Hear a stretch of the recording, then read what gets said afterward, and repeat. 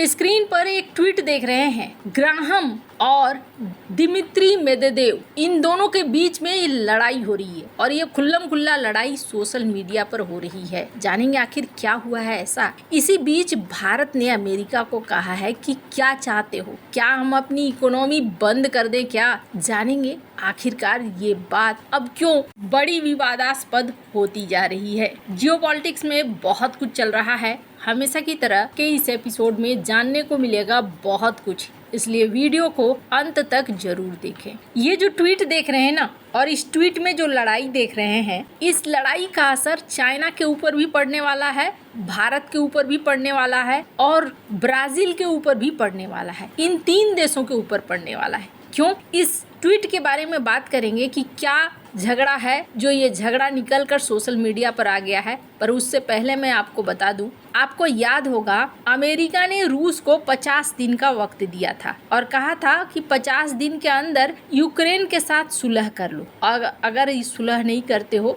तो फिर हम प्रतिबंध लगाना शुरू कर देंगे। लेकिन अब डोनाल्ड ट्रंप ने एक नया बयान जारी किया है और डोनाल्ड ट्रंप ने ये कहा है कि देखो, हमने देख लिया कि अब यहाँ पर आगे नहीं बढ़ रहे हैं पुतिन, कोई ऐसी शांति वाली बात नहीं हो रही है, ऊपर से हमले ही हमले हो रहे हैं। रूस ने हाल ही में यूक्रेन पर 300 से अधिक ड्रोन और 4 क्रूज मिसाइल, 3 बैलिस्टिक मिसाइल से हमला किया है। तो राष्ट्रपति पुतिन मेरी बात को समझ नहीं पा रहे हैं, इसलिए अब मैं 10 से 12 दिन दूंगा, 50 दिन का अब समय नहीं दूंगा। अब 10 से 12 दिन का क्या मतलब है? 7 से 9 अगस्त। अब इसके बाद क्या होगा? सबसे पहली बात तो ये, डोनाल्ड ट्रंप ने ये निर्णय लिया क्यों? पहले 50 दिन रूस को वक्त दिया था और फिर घटाकर 10 से 12 दिन कर दिया। तो इनका कहना है, पहली बात जैसा मैंने कहा कि रूस की तरफ से कोई प्रगति नहीं दिखी। दूसरी बात ये कह रहे हैं कि बहुत सारे लोग मर रहे हैं, पुतिन को समझौता करना होगा। उनका मानना है कि रूस यूक्रेन के नागरिकों पर हमले कर रहा है, शांति वार्ता के लिए सही दृष्टिकोण नहीं है।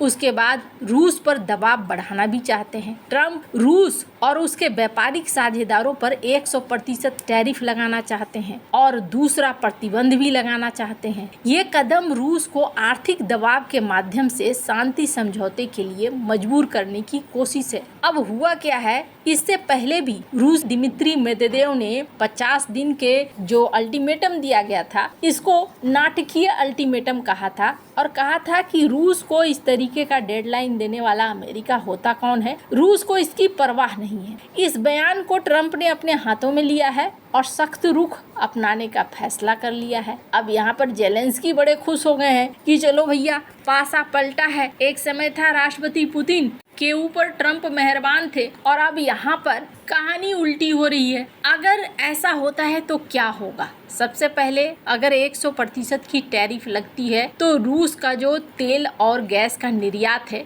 वो गंभीर तौर पर प्रभावित होगा और वो देश भी प्रभावित होंगे जो रूस के साथ व्यापार करते हैं, चाहे भारत हो या फिर चीन हो, या फिर अगर एक्स्ट्रा प्रतिबंध लगते हैं तो डायरेक्ट कई देशों पर असर होगा। ट्रंप ने पहले जेलेंस्की की आलोचना की थी, यूक्रेन को हथियारों की आपूर्ति रोक दी थी, लेकिन हाल ही में ये बदलाव देखने को मिल रहा है डोनाल्ड ट्रंप में कि अब डोनाल्ड ट्रंप रूस के पीछे पड़े हुए हैं। अब ये जो झगड़ा है ना, इस झगड़े को जरा ध्यान से देखते हैं। यहाँ पर हुआ क्या, दिमित्री मेदवेदेव हैं रूस के, उन्होंने क्या लिखा? उन्होंने कहा कि ट्रंप एक अल्टीमेटम गेम खेल रहे हैं। 50 दिन, 10 दिन, 12 दिन, उनको 2 चीजें याद रखनी चाहिए। पहली चीज तो ये कि रूस इजराइल नहीं है और ना ही ईरान है। दूसरी चीज ये कि हर नए अल्टीमेटम का मतलब है कि आप हमें धमकी दे रहे हैं और धमकी का मतलब है एक एक स्टेप युद्ध की तरफ बढ़ना। ये रूस और यूक्रेन के बीच नहीं हुए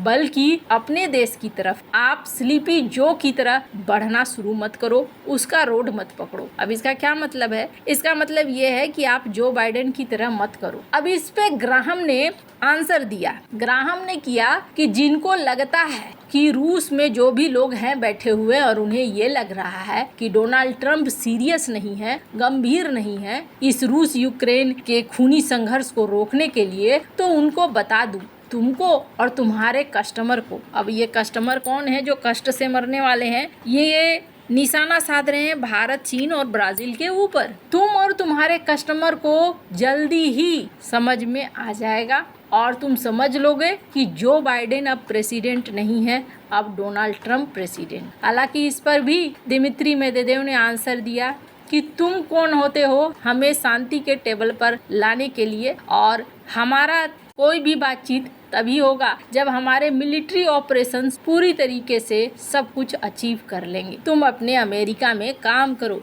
तो यहाँ जो आपने लड़ाई देखा, इस लड़ाई का असर तो पड़ेगा। पहली बात आपको बता दूं कि ये दोनों ही दिग्गज न्यूक्लियर पावर देश हैं और जितने नाटो देशों के पास परमाणु हथियार नहीं है ना, उतने रूस के पास अकेले को परमाणु हथियार है। अगर रूस और चाइना, नॉर्थ कोरिया ये देश अगर मिल जाते हैं तो समझ लीजिए कि ये एक बहुत बड़ा विनाशक रूप धारण कर सकता है। इस प्रतिबंध से क्या भारत को असर पड़ेगा? बिल्कुल पड़ेगा। भारत तेल खरीदता है। अभी इन्होंने नायरा एनर्जी पर प्रतिबंध लगाया और नायरा के साथ माइक्रोसॉफ्ट ने अपने सारे संबंध तोड़ लिए। पहले उनके जो इंफॉर्मेशन टेक्नोलॉजी वगैरह से रिलेटेड काम वही देखते थे, अभी एक इंडियन कंपनी देख रही है। नायरा ने इसको लेकर कोर्ट में केस भी कर दिया है। अब यहाँ 100% अगर भारत के ऊपर टैरिफ लगता है तो ये एक दबाव बनाने का तरीका है। भारत के ऊपर भी इसका सीधा सीधा दबाव बनेगा और कहीं ना कहीं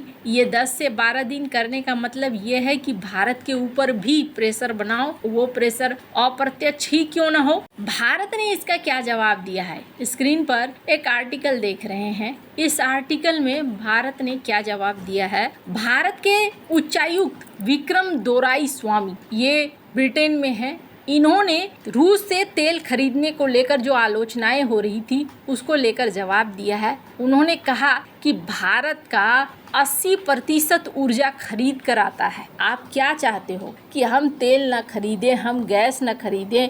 अगर हम ऐसा नहीं खरीदते हैं तो हमारे देश की अर्थव्यवस्था कैसे चलेगी? क्या हम अपनी अर्थव्यवस्था को बंद कर दें? दोराईस्वामी ने कहा कि पश्चिमी देश, खास करके यूरोपीय देश, डबल स्टैंडर्ड अपनाते हैं। आपको जो चीज चाहिए, रूस से अगर रेयर अर्थ मटेरियल चाहिए तो आप उसे खरीद रहे हैं। आपको खास प्रोडक्ट चाहिए जो कहीं नहीं मिल रहे हैं तो वो आप खरीद रहे हैं, लेकिन भारत के ऊपर आप तेल खरीद से रोकना चाहते हैं। क्या ये थोड़ा अजीब नहीं लगता है आपको? आप डबल स्टैंडर्ड अपनाते हैं। हालांकि इनके ऊपर बोलने का कोई असर होने वाला नहीं है। भारत को अपना सेकंड ऑप्शन तैयार रखना होगा। हालांकि भारत को असर भी नहीं पड़ेगा, इसलिए असर नहीं पड़ेगा कि रूस से भारत अब जाकर तेल खरीद रहा है। पहले तो भारत का सऊदी अरब और इराक यही देश होते थे जिनसे भारत तेल लगातार खरीदता था। तो भारत को बस वही चीज है, सस्ती नहीं, अब थोड़ी महंगे में तेल को खरीदना होगा। वैसे घटनाक्रम बहुत तेजी से बदल रहे हैं। आपको क्या लगता है इन सब मामले में? आपकी क्या राय है? कमेंट कर जरूर बताएं। जल्द मिलते हैं अगले वीडियो में नई खबर के साथ।